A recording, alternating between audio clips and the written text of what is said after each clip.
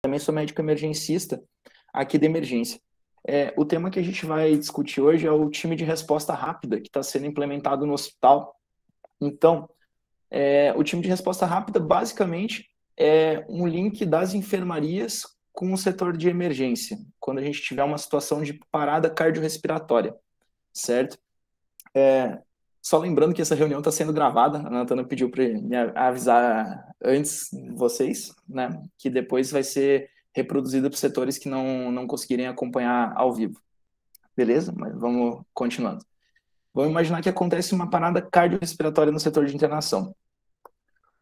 No setor de internação, as alas da equipe de internação precisam dar o atendimento inicial e chamar a equipe de emergência para que atenda a parada, certo? E como que isso ocorre geralmente? A gente vê no dia a dia que as coisas não são como a gente gostaria que fossem, né? Geralmente a situação é um pouco desorganizada, tem dificuldade de encontrar os materiais, de cada membro da equipe saber como se portar, né? E se comunicar com a emergência. É uma dificuldade quando a gente tem uma situação emergencial na enfermaria para a gente fazer o contato com a emergência. E aí chega o médico da emergência, ele pede algumas ordens, ele pede alguns materiais e a equipe do setor não consegue fornecer a ele. Por exemplo, a gente chega para atender uma emergência nas enfermarias, não sabe onde fica o desfibrilador, o laringo não tem pilha, são algumas dificuldades que a gente encontra nesse atendimento. Então, o time de resposta rápida, ele vem para a gente solucionar essas questões, certo? Quando a gente tem essas dificuldades, a gente perde tempo, e a gente sabe que numa parada cardíaca, tempo é vida, né? E o paciente muitas vezes acaba vindo a óbito. Aí vem aquela frase: ah, mas o paciente estava muito grave, por isso que ele faleceu. Essa frase a gente não pode falar. Há algo que poderia ter sido feito diferente pelo paciente, é isso que a gente tem que pensar. Todo atendimento, depois de concluído, a gente sempre tem que pensar se tem algo que a gente poderia melhorar, certo? Senão a gente não consegue evoluir na qualidade do nosso atendimento. Quais são os fatores para o sucesso de uma ressuscitação cardiopulmonar eficiente, de um atendimento eficiente numa parada cardíaca?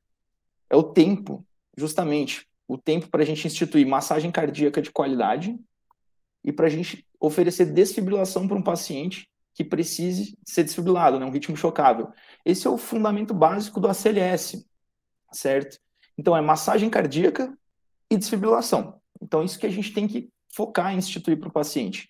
E a gente tem alguns contratempos que a gente encontra hoje na atual situação que a gente está. A gente tem dificuldade nos setores de identificar um paciente parado, né? Muitas vezes a equipe tem baixa experiência em emergências, porque realmente enfermaria não é um local que acontece muitas paradas cardíacas. A gente tem um baixo número de casos acontecendo nas enfermarias. Tem dificuldade em comunicar, chamar a equipe da emergência. Às vezes a gente liga para a emergência não atende, demora a atender, tem que mandar alguém na emergência para comunicar que o paciente parou. Difícil às vezes localizar o médico que está atendendo na emergência. Então, são outro contratempo que a gente tem. Dificuldade de localizar e manipular materiais de ressuscitação. Muitas vezes os setores, cada setor tem o seu carrinho, e o carrinho nem sempre está num lugar de fácil acesso. Às vezes faltam algumas medicações nos carrinhos, às vezes acontece de no meio do plantão usar alguma medicação para algum outro motivo, e daí o carrinho não foi checado desde o último plantão. A localização dos carrinhos é desigual, muitas vezes um material, por exemplo, o desfibrilador que está num carrinho é diferente do que é encontrado em outro carrinho. Então, causa uma certa estranheza para quem está atendendo, né? Usar vários materiais diferentes. E como que a gente vai implementar o time de resposta rápida? Nós vamos capacitar as equipes das enfermarias para reconhecer e fazer o cuidado inicial de uma parada cardíaca ou de uma situação de instabilidade, certo? E a gente vai melhorar a comunicação com a emergência. Já foi implementado. Nós temos um telefone exclusivo hoje na emergência, que se qualquer pessoa do hospital discar o código número 2 no telefone, apertar 2, esse telefone vai tocar. Ele tem um aviso sonoro diferente. Qualquer um da equipe da emergência que ouvir esse telefone tocando vai saber que está acontecendo uma parada cardíaca em algum lugar do hospital. Então, as equipes de internação vão ligar para a equipe de emergência só clicando no número 2, tá certo? E aí, o time de resposta rápida, ele vai ser constituído dos médicos e da equipe da emergência. Vai ser obrigatório ter um médico da emergência que vai subir para ser o médico do time de resposta rápida, um técnico de enfermagem da emergência, que vai ser o técnico do time de resposta rápida, e eles vão estar acompanhados do material, que vai ser um desfibrilador, que vai ser levado pela própria equipe de emergência, e uma bolsa com medicações e material para via aérea. Esse é a configuração básica do time de resposta rápida. Oi, boa Certo? noite. Boa noite. A gente não está conseguindo escutar nada, Álvaro, está muito baixo. Ué, que estranho. Será que não... todo mundo está com esse problema? Alguns já estão mandando mensagem que sim. Álvaro, Eu tô ouvindo. acho que é o teu computador. Eu tô com o meu no máximo aqui. Deixa eu revisar aqui a saída Dá do uma microfone. Só um pouquinho.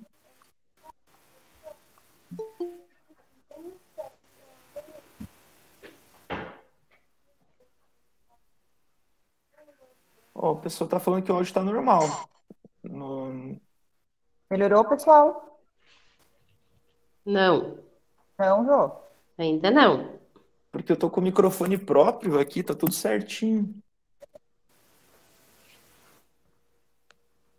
Meu tá... Será que não é o áudio do celular do pessoal? Ou do computador, não sei. Mas o meu está no máximo e não estou conseguindo escutar.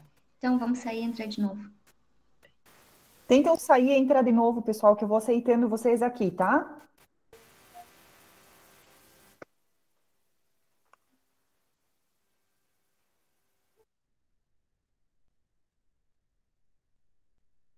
Continuamos?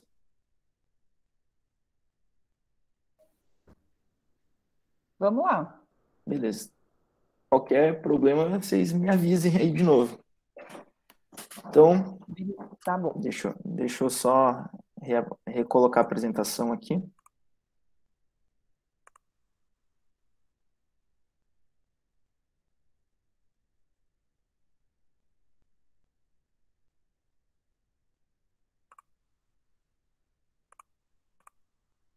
Todo mundo conseguindo ver a apresentação?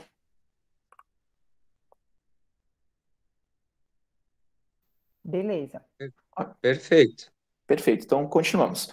Então, vai ser instituído um telefone exclusivo, que já, inclusive, já está na emergência, certo? Que é o código 2. Se você ligar o número 2 no telefone, ele vai tocar um telefone exclusivo da emergência e vai ativar o time de resposta rápida, certo?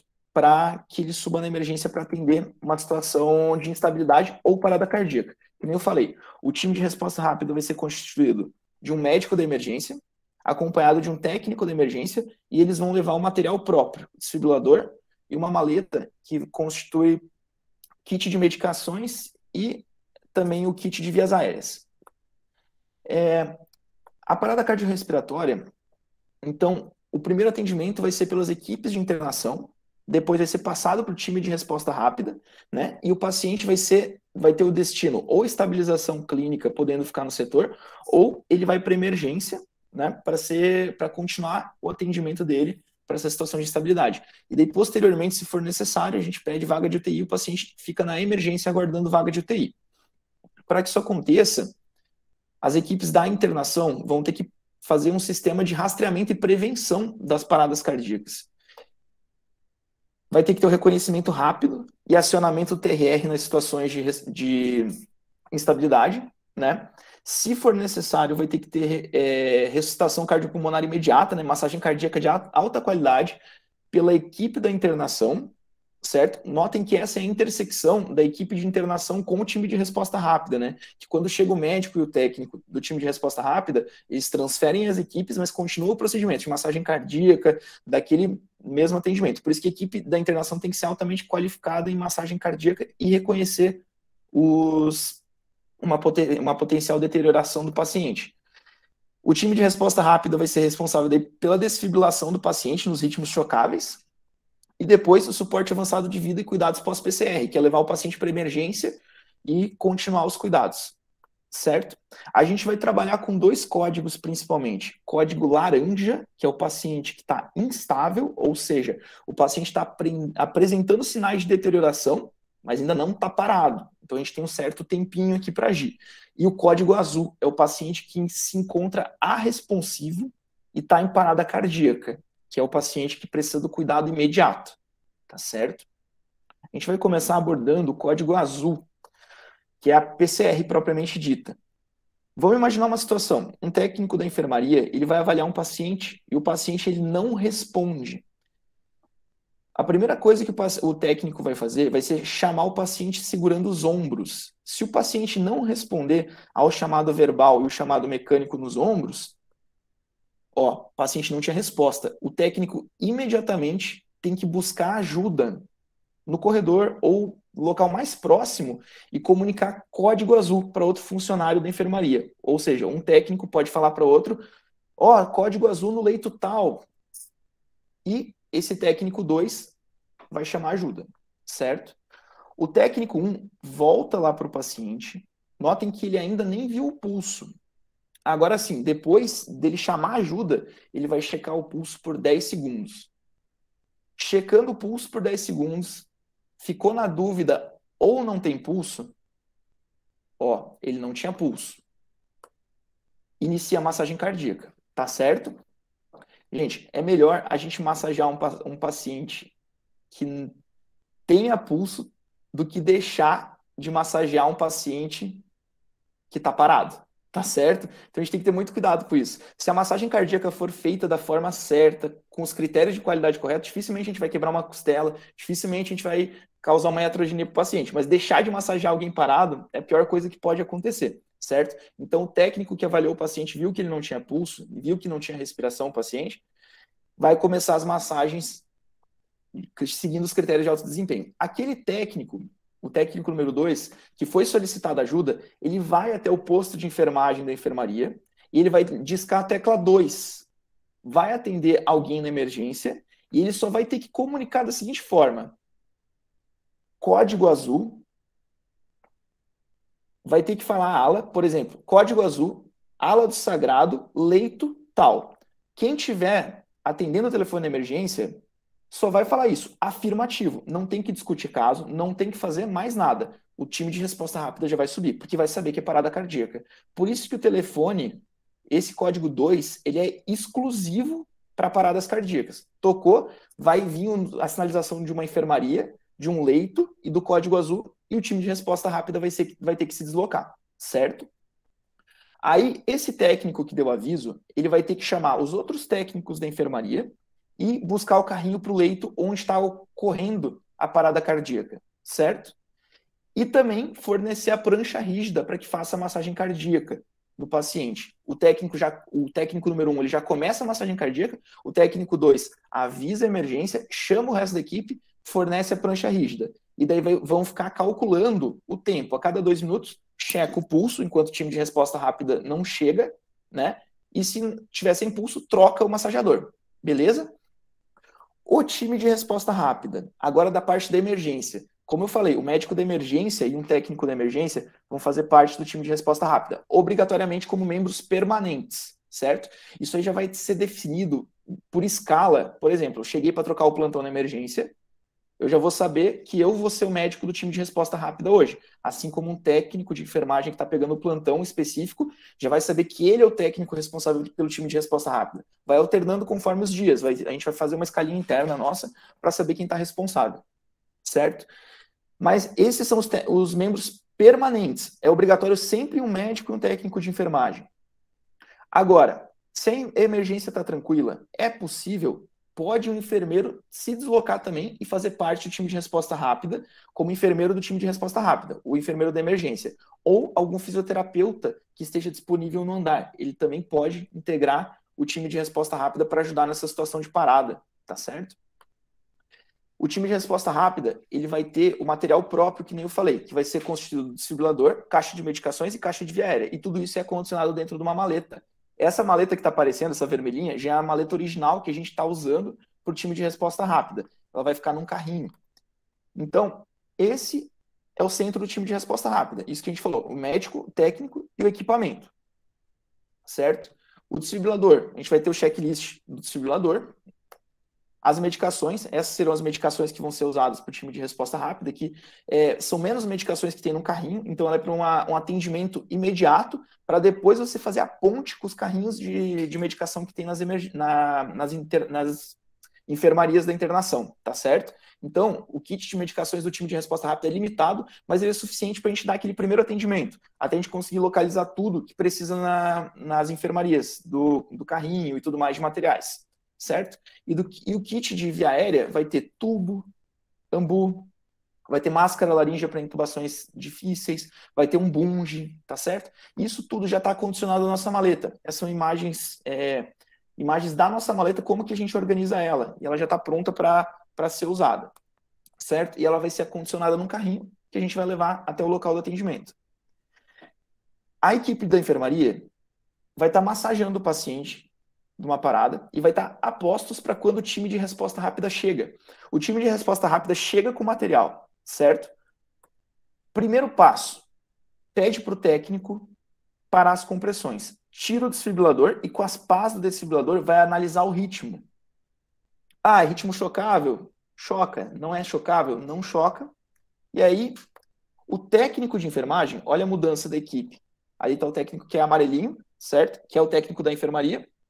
O técnico de enfermagem, após a checagem de ritmo, ele vai assumir a parada e ele vai começar a fazer as compressões.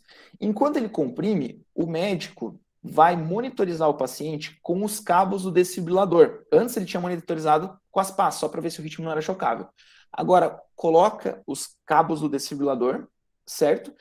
E após colocar os cabos do desfibrilador, ele vai orientar a equipe da enfermaria, vai falar onde cada pessoa da enfermaria vai ficar, vai constituir uma equipe de alto desempenho, vai perguntar o nome da pessoa, como que é seu nome? Você pode ficar como segundo massagista? Você, como que é seu nome?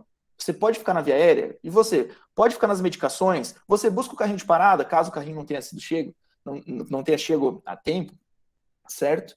Depois de cada atribuição, ele vai usar o técnico de enfermagem da enfermaria, do time de resposta rápida, que está massageando o paciente, e vai mostrar, gente, olha como o técnico está massageando o paciente.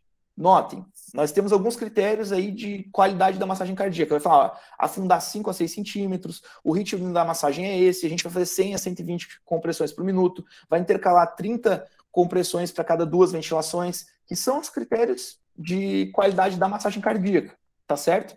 E é assim que a gente vai conduzir as paradas. A gente vai capacitar o pessoal da enfermaria em loco. A gente já está fazendo algumas capacitações para todo mundo já ter contato com massagem cardíaca, já saber como é que faz, mas o médico que conduzir a parada, ele capacita a equipe da enfermaria observando o técnico de enfermagem da emergência massagear. E daí todo mundo vai, se necessário, vai massagear, vai fazer as trocas conforme o ACLS preconiza, certo? Então, só para a gente lembrar, gente, vocês vão ter isso nas capacitações da enfermaria, mas como que a gente faz uma massagem de forma correta? A gente pega o ângulo de Louis, né, o final do externo na região mais cranial e o final do externo na região mais caudal, que é o apêndice tifoide. A massagem cardíaca é feita na linha média, certo? A gente localiza o terço inferior do externo, esse vai ser o nosso ponto de massagem. E é ali que a gente vai colocar a nossa região hipotenar, essa parte da mão que está assinalada em vermelho. Ali, lembrando que a massagem cardíaca é feita no centro do tórax, certo? Com essa região hipotenar. Posicionamos as duas mãos, subimos um pouco a mão para a região hipotenar ficar posicionada no centro do tórax. Olha como os braços ficam no ângulo de 90 graus com o tórax do paciente.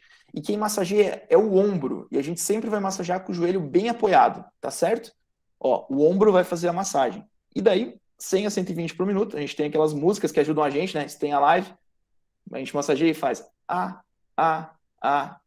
staying alive, né? Faz no ritmo do porque esse é o ritmo correto da massagem.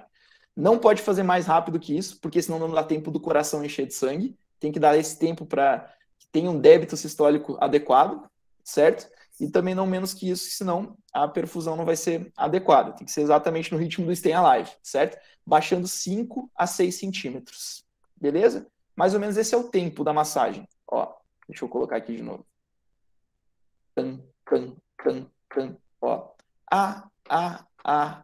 Stem. Beleza? Esse é o ritmo. Tem que fazer a aula de canto para dar essa aulinha. Beleza, gente? Então, o médico e o técnico vão chegar para fazer esse atendimento, vão designar cada um da enfermaria, certo? E assim vai ser dado os comandos da parada.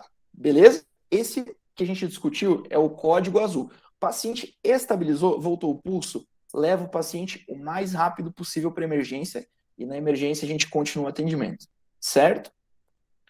Agora, o código laranja, que nem eu falei antes, o código azul é o paciente que já foi encontrado parado. O código laranja é para o paciente que está deteriorando e tem risco de parar na próxima hora, certo? Como que a gente vai fazer para avaliar esses pacientes? Quem vai avaliar esses pacientes e como que vai ser feito? Ó, o paciente instável no código laranja. Nós vamos ter uma escala de deterioração clínica. Quem vai avaliar para a gente é o sistema. Essa escala de Mills, ela é uma escala que é usada em grandes hospitais, que funciona da seguinte forma. Vamos imaginar que o técnico avaliou o sinal vital do paciente, certo?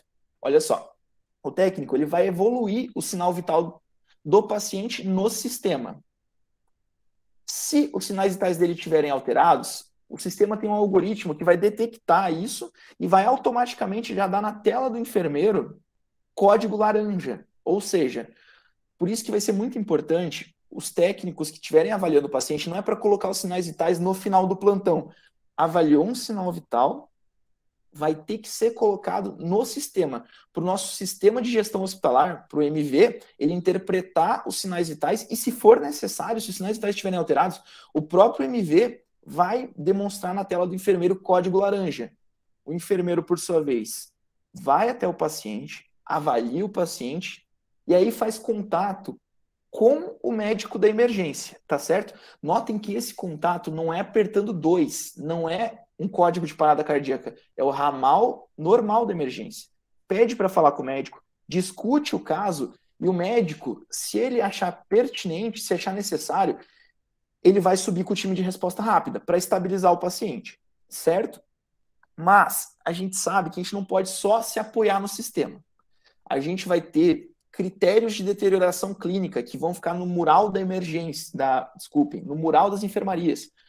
Por exemplo, um paciente que vomitou, broncoaspirou, ele não seria contemplado pelos sinais vitais, a não ser que a gente esperasse ele deteriorar. Se ele vomitou, broncoaspirou, está com respiração agônica, nesse momento, já é um critério para a gente chamar o time de resposta rápida. Então, se reporta para o enfermeiro, fala o que aconteceu, o enfermeiro avalia o paciente e só pelo critério de viária ameaçada, já poderia chamar o time de resposta rápida. Ah, vai que o técnico não inseriu o sinal vital, esqueceu de inserir. Então, o sistema não vai ter como interpretar se o sinal vital está alterado. O que vai acontecer? Não vai disparar. Só que daí o técnico viu que tem um paciente com uma frequência cardíaca, por exemplo, acima de 140. Nossa, 140 é uma frequência cardíaca bem elevada. Então, esse já é um critério de deterioração. Pode conversar com o enfermeiro e chamar o médico para avaliar. Ou seja, que tudo isso que eu falei, técnico de enfermagem da enfermaria vai avaliar um paciente e ele vê algum desses sinais que estão nessa tabelinha de deterioração clínica. Ele vai lá na tabelinha, vê se é isso mesmo, né? Opa, por exemplo, está com mais 140 de frequência cardíaca. Se reporta ao enfermeiro, fala código laranja, o enfermeiro avalia o paciente, liga para o médico do time de resposta rápida, certo? E se o médico achar pertinente, né, com esses sinais que foram ditos, ele sobe com a maleta e com o técnico para poderem fazer o atendimento, certo? Gente, depois que a gente terminar cada atendimento, a gente vai ter um sisteminha de feedback. É uma coisa que não vai demorar nem 30 segundos. Vamos dizer assim, a gente atendeu uma parada cardíaca, a gente reverteu a parada. A gente vai reunir aqui e falar, ó, gente, o que vocês acharam desse atendimento? O que a gente poderia melhorar e o que foi bom, certo? O que funcionou bem e o que a gente pode melhorar. Ah, eu acho que demorou para a gente monitorizar. Ah, eu acho que a massagem cardíaca foi feita de forma correta. Então, todo atendimento, para que a gente melhore o desempenho da equipe, melhore os desempenhos do atendimento, a gente puxa uma discussãozinha de 15 segundos, 15 a 30 segundos, só para elencar o que precisa melhorar, o que não precisa, o que foi bom, e assim a gente continua evoluindo o time de resposta rápida, porque sempre vai ser um procedimento de educação continuada, tá certo? A gente estruturando o time de resposta rápida com a estrutura de hospital que a gente tem, certo? A gente desenvolveu o processo do time de resposta rápida.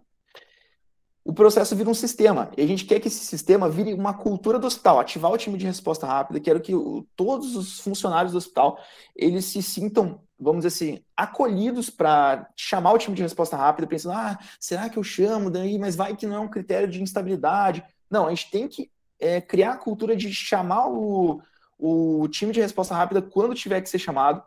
Nesse começo, vamos dizer assim, vão ter mais chamados do que devem. Mas isso é normal, porque a gente está implementando o protocolo. Até todo mundo se acostumar, como são os sinais de deterioração, como que são os sinais de chamado mesmo do time, vão ter vários chamados. Só que conforme o tempo vai passando, isso vai se assentando. O protocolo vai se adaptando e se moldando, certo? E quando a estrutura, o procedimento, o sistema for adequado, a gente melhora a evolução do paciente, melhora a qualidade do atendimento, a segurança, a satisfação, a gente melhora tudo em torno do paciente, tá certo? Para a gente melhorar esses processos. E conforme a evolução do paciente, a gente tem esse sistema esse sistema comparativo de feedback, para ver se o sistema está adequado, se os processos e a estrutura hospitalar, ela é boa para a gente implementar isso. Então, um sistema que ele sempre vai girar. Isso tudo a gente vai ter processos de reavaliação, de dosar se o procedimento está sendo da forma adequada. A gente vai julgar critérios de mortalidade, de tempo de internação hospitalar, quanto tempo o time de resposta rápida vai chegar até o local. A gente vai colocar uns cronômetros do lado dos telefones para quando chamarem o time de resposta rápida, bater no cronômetro. Quando chegou o time de resposta rápida, bate no cronômetro e anota na ficha do time para ver quanto tempo que demorou para chegar. E a gente vai, através disso, avaliar se esse sistema vai dar certo, quais são os resultados, se o resultado vai ser positivo, se a gente vai reduzir as internações dos pacientes que vão ser abordados por esse sistema, tá certo? Tudo isso que a gente faz parte da nossa implementação de protocolos hospitalares, até pela American Heart, sabe? Tem várias referências bibliográficas de hospitais que implementaram esse sistema, e esse sistema dá resultado vamos dizer assim, na evolução dos pacientes. Essas são as referências que a gente usou, as referências bibliográficas para criar o time de resposta rápida e tudo que a gente fez, tá certo? A apresentação foi bem rápida, gente. É isso. Era só para mostrar para vocês como que vai funcionar o time. E agora a gente abre para vocês discutirem com a gente, conversar, ver dúvidas que vocês tenham, sugestões e tudo mais. Queria passar a palavra para a Natana agora. Legal, Álvaro, bacana. Obrigada, doutor, por estar nos passando esse protocolo, né, esse treinamento. Para nós da enfermagem é muito importante isso, por mais que a verificação dos sinais vitais seja um caminho-chefe já para a equipe técnica, né, embasar os cuidados, a avaliação do enfermeiro, mas tenho certeza que isso tudo vai nos dar um embasamento muito maior, uma segurança maior em sentir essa equipe do time próximo de nós nas unidades de internação. Quero dizer para todos que o início da implantação desse protocolo parece um pouco assustador, né, com diversas sinalizações, talvez algumas coisas que o doutor Álvaro passou agora para nós, referente aos sinais clínicos, né, tenha ficado um pouco confuso para vocês, mas quero dizer que a aplicação da escala de NILS, que será o nosso sinalizador de alerta dos sinais vitais, essa escala vai ser treinada a todos vocês na semana que vem, eu vou estar passando esse treinamento, então é bem importante que todos participem, e ali a gente vai estar conversando um pouquinho melhor, mas só para vocês entenderem um pouquinho, e eu acho que vai dar uma luz, nossa, mas como que eu vou avaliar o paciente e chamar pelo telefone o time, né? Então vocês vão perceber que os televisores já estão instalados nos postos de enfermagem, vai ser montado um painel, e o andamento desse time é muito importante a participação de vocês, o envolvimento de vocês. Em que sentido, pessoal? Vocês vão ter que começar a criar o hábito de passar os sinais vitais no sistema, no MV, exatamente de 6 em 6 horas, tá? Quem faz plantão de 6, ok, eu sei que vocês já fazem essa rotina. Quem faz o plantão de 12, alguns têm costume de passar no final do plantão. Então, nós vamos ter que mudar um pouquinho esse hábito. Por quê? Porque a partir do momento que vocês estiverem passando os sinais vitais, por trás da tela vai estar montado um painel, onde ele vai startar cores. E esse painel vai ficar o tempo inteiro no posto de enfermagem, onde vocês vão identificar. Então, vamos pensar, vai estar um painel lá com os pacientes internados e a cor amarela. Opa, tá com NILS menor que 5, né? Startou a tela laranja, é um NILS 5 ou maior, né? Então, vocês vão ter que ligar para a emergência. Mas isso tudo vai ser um cotidiano de vocês que vai ser automático. Vocês vão sentar no computador, passou os sinais vitais, já vão olhar na tela para ver qual é a cor que vai estar startada. tá? O pessoal da UTI, que iniciou com muitas telas, já tem várias em andamento, no início pareceu um susto, hoje já é normal para vocês. Eu entro na UTI hoje, eu vejo o pessoal trabalhando e cada pouco olhando na tela principal. E vocês da unidade, é a primeira tela, o primeiro painel que vai estar rodando, mas logo, logo vocês vão estar engajados com isso. Só lembrem que o start desse time, ele vai ser muito importante, porque tem dias que nós estamos com 10, 12, 13, até 15 pacientes, né? Onde, às vezes, a gente vai no automático, passa os sinais vitais e não se atenta para esses parâmetros que nós vamos padronizar no painel. Então, por isso que vocês vão ter que criar o hábito. Passei sinais vitais, pá, olhei para a tela, tá? Então, isso vai guiar. Por trás desse painel, nós vamos ter um time de auditoria, que eles vão estar olhando e auditando esses prontuários. Daqui a um tempo, a gente vai estar conversando pessoalmente com cada um de vocês. Ó, Natana, bacana, você passou os sinais vitais direitinho. Joana, ó, você teve alguns pacientes nessa semana que você não cumpriu o horário de 6 e 6 horas. O que isso pode gerar para nós, tá, gente? É onde a gente começa a não identificar os sinais de alerta, que é o objetivo principal da escala de Mills, e acionamento do time, né? Porque o paciente é comprovado cientificamente que ele começa a apresentar sinais clínicos de atenção de 6 a 8 horas antes de uma parada, né? Então, ali a gente já pode começar a ter alerta. Vocês devem estar se perguntando, né? Mas o que isso vai me monitorar, né? Quantos pacientes estavam mal e de uma hora para outra descompensou e rodou uma parada, né? Então, como eu falei, não é eu, não é o Dr. Álvaro que estamos falando isso, são estudos já comprovados que o paciente, ele alerta sinais de alerta, ele nos desperta, né, sinais de alerta, quando de 6 a 8 horas, para que a gente já fique atento com alterações de sinais vitais, certo? Gente, Tem dúvidas, pessoal? Só o que a Natana está falando também, a Natana vai dar uma capacitação sobre como colocar os sinais vitais no sistema e sobre a escala de News, como vai ser aplicada, né? O sistema ele vai interpretar para a gente. Então, essa apresentação de hoje é mais para vocês saberem o global do protocolo, como que o protocolo funciona, roda, vamos dizer assim, de uma maneira global. E a gente vai começar algumas capacitações, daí a Natana vai dar parte dos sinais vitais, dos score de News e tudo mais, e a gente vai ter algumas capacitações para o paciente que está em parada cardíaca. Algumas enfermarias, algumas alas, já foi feita capacitação. Nós já fizemos 3 ou 4 capacitações e até daqui 2 semanas a gente vai estar com todas as enfermarias capacitadas, certo? Então, só para vocês também saberem, né, que quando o paciente estiver com alteração de sinais vitais, eu vou repetir, não se acanhem em falar para o enfermeiro ou tentar buscar ajuda para esses pacientes, porque a gente não quer chegar numa situação de parada. Quem está na emergência quer que impeça uma parada antes de ter que chegar nessa situação, né? A nossa ideia é estabilizar o paciente, todo mundo quer um plantão tranquilo, ninguém quer chegar lá para o paciente parar. E numa situação de parada, também, chamem o time de resposta rápida. Só queria frisar para vocês outra coisa. O código azul, que é a parada, o técnico pode disparar, ele pode ligar para a emergência, para chamar o time de resposta rápida. E o código laranja, geralmente é o enfermeiro que liga, discute o caso, porque a gente tem um pouquinho mais de tempo. Tranquilo? Acho que é só essas outras 2 mensagens que eu queria dar.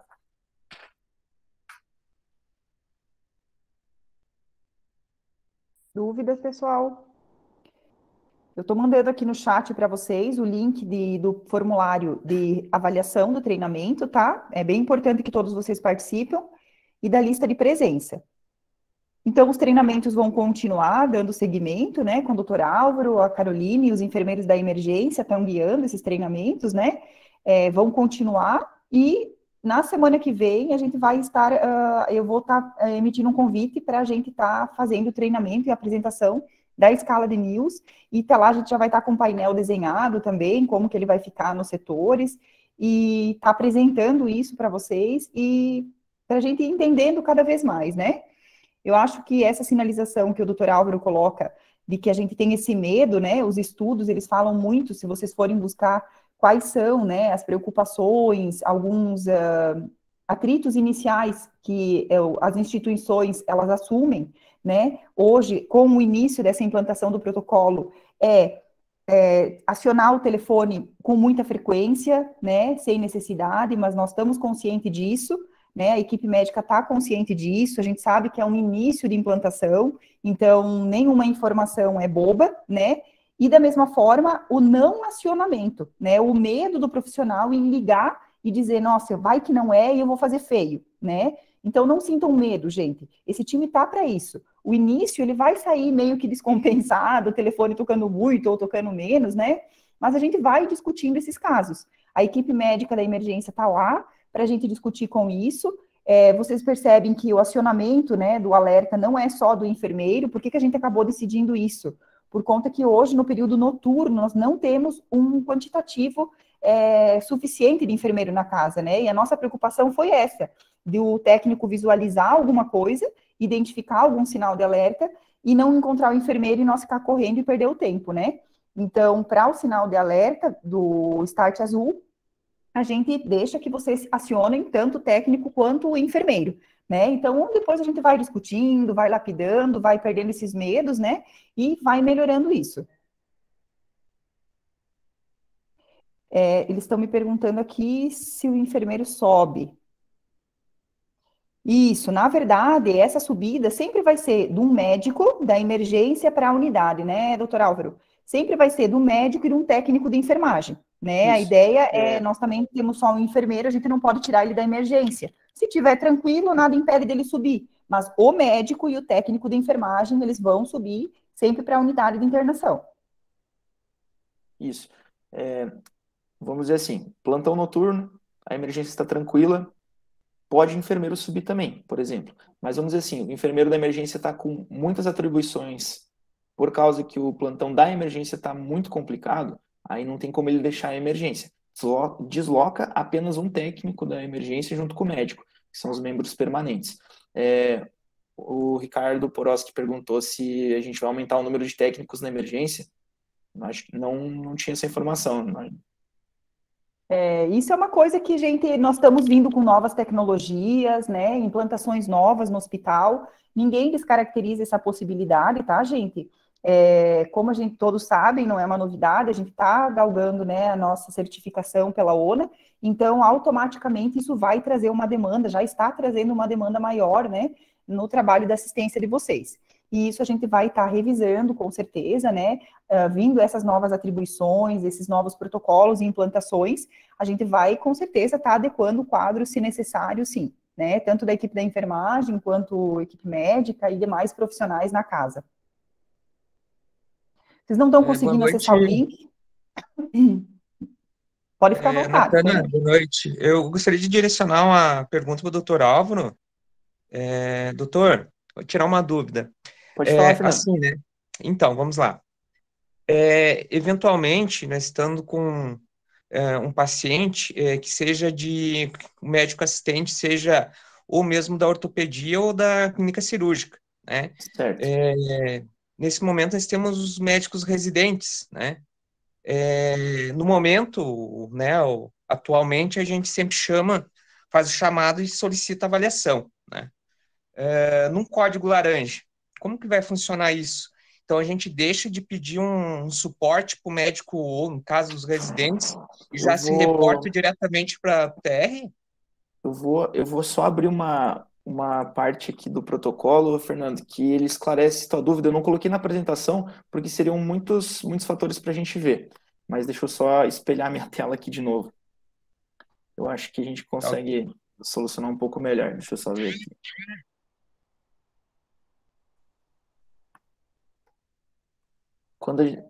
Tá conseguindo ver, Fernando? Assim, positivo, agora apareceu. Tranquilo. Quando a gente tem uma situação de instabilidade clínica para código laranja, certo?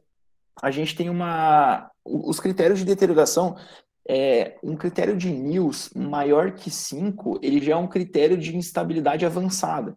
Quando a gente for instituir o protocolo, o primeiro passo do protocolo é ser um NIOS maior que 5, certo? Só que daqui a algum tempo, nós vamos refinar para NIOS menor que 5, a gente modularizar a questão do atendimento também, sabe? E vamos dizer o seguinte, se for NIOS maior que 5, geralmente o atendimento tem que ser imediato. Às vezes o residente não está disponível para fazer esse atendimento que tem que ser imediato, mais ou menos 15, 20 minutos, certo?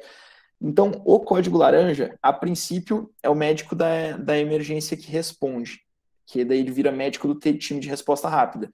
Quando a gente faz o atendimento, depois do atendimento do código laranja, a gente avalia a necessidade de comunicar o médico assistente ou o residente responsável, que nem está nessa parte aqui do protocolo, certo? Que a gente vai estabilizar o paciente lá em cima, nos setores de internação, ou, se a gente vê que é necessário, o paciente vai para emergência e daí a gente comunica o residente. Mas vamos dizer assim, o protocolo não foi disparado. A gente tem outras situações que são do dia a dia, que às vezes o técnico comunica o enfermeiro que não estão naqueles critérios de instabilidade, aí são as situações que a gente comunica o residente, tá certo?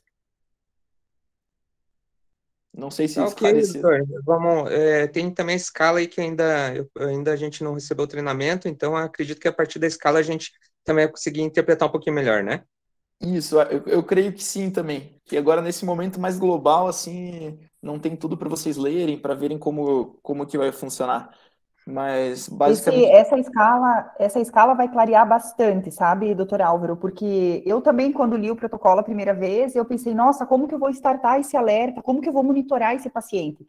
Então, para os enfermeiros, os técnicos, né, que estão aqui hoje participando, vocês vão ver que com a aplicação, porque o que rege esse protocolo é a aplicação da escala de Mills e, claro, né, gente, a avaliação clínica de vocês. Nós não podemos deixar, né, de relevar isso, que é de extrema importância, como o doutor falou. A gente não pode ficar amarrado, né, numa escala numérica em valores quantitativos. Então, a avaliação clínica, ela é muito importante, esse olhar clínico, né, de ver os sinais também de deteriorização, e é onde a gente vai estar tendo uma melhora. Mas a escala vai nos ajudar bastante para que vocês consigam compreender como que vocês vão avaliar esse paciente e como que vai ficar esse painel. O doutor abriu aqui agora, ele vai ficar mais ou menos nessa situação. Claro, ali ele não tem legenda e nada, que na televisão, depois no posto, vai ter e vai facilitar para vocês. só para esclarecer para vocês também, gente, essa escala aqui, olhando assim, ela assusta, porque são vários quadradinhos, certo? Mas vamos imaginar um paciente, olha só como que funcionaria mais ou menos a escala. O técnico está avaliando o paciente. Ele checou a frequência respiratória. A frequência respiratória do paciente, lá o paciente tá séptico, está com uma infecção. Aí tá lá entre 21 e 24. O próprio computador que vai interpretar, vai pontuar mais 2, lá no primeiro item, lá, onde está amarelinho, 21, entre 21 e 24, vai pontuar mais 2. Tá com frequência respiratória de 23, por exemplo. Saturação de oxigênio. Ele está saturando entre 92 a 93. Pontuou mais 2. Ou seja, o mais 2 da frequência respiratória, mais o mais 2 da saturação de oxigênio, já pontuaram 4. E vamos imaginar que ele não tenha mais nenhum dos próximos critérios. Ele ficou com mais 4, ou seja, não ativou o time de resposta rápida. Mas o técnico já percebeu que o paciente está com a saturação um pouquinho abaixo, está com a frequência respiratória um pouco aumentada. Aí nessa situação poderia chamar o residente, que tem um pouquinho mais de tempo. Agora vamos dizer que o paciente esteja com suporte de oxigênio, esse mesmo paciente teve que começar o cateter de O2. Agora é mais 2, então ele pontuou 6, entende?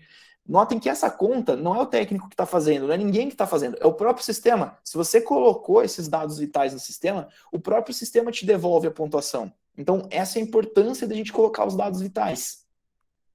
Não sei se foi claro. Na verdade, até as cores vão nos auxiliar, né? Então, com o tempo, vocês vão ver que o amarelo, ele vai startar o alerta, né? O laranja, telefone emergência, né? Então, as cores, tem gente que identifica mais números, né?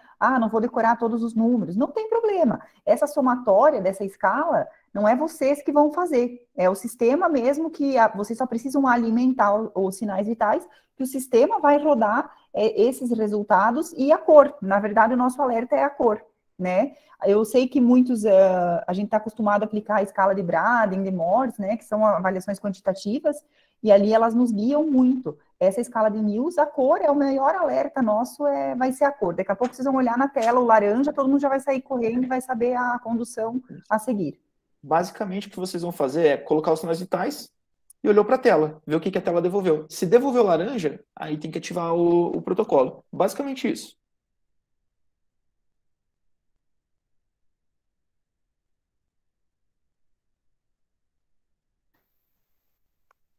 Pessoal, vocês não estão conseguindo preencher o link da avaliação e da lista de presença, né? Alguém conseguiu preencher?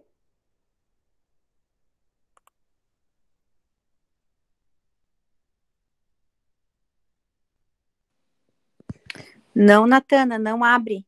Diz que não tem permissão. Tá. Não fui eu que fiz o link, tá, gente? Eu não vou conseguir fazer um agora aqui, mas fiquem tranquilos. O importante é que vocês estão aqui hoje, que vocês participaram desse evento, tirem bem as dúvidas, né? E como a gente colocou ali, está sendo gravado, né? Essa apresentação. Então, em seguida, a gente vai estar enviando esse vídeo para vocês estarem assistindo e encaminhando para a equipe de vocês. Eu acho que é bem importante os enfermeiros organizar aquela lista de presença, como a gente fez nos demais treinamentos, e garantir que todos os profissionais de sua equipe assistam esse vídeo e assinem a lista, porque por mais que a gente vai trabalhar muito na prática, mas a base teórica desse protocolo, então, está aqui. O protocolo vai estar na nossa intranet, onde vocês podem estar acessando depois, nos computadores do hospital e tá lendo. É muito importante vocês estarem lendo, né? Porque tem maiores detalhes lá, e garantir vocês, enfermeiros, que toda a equipe de vocês tenham participado desse treinamento, tá bom?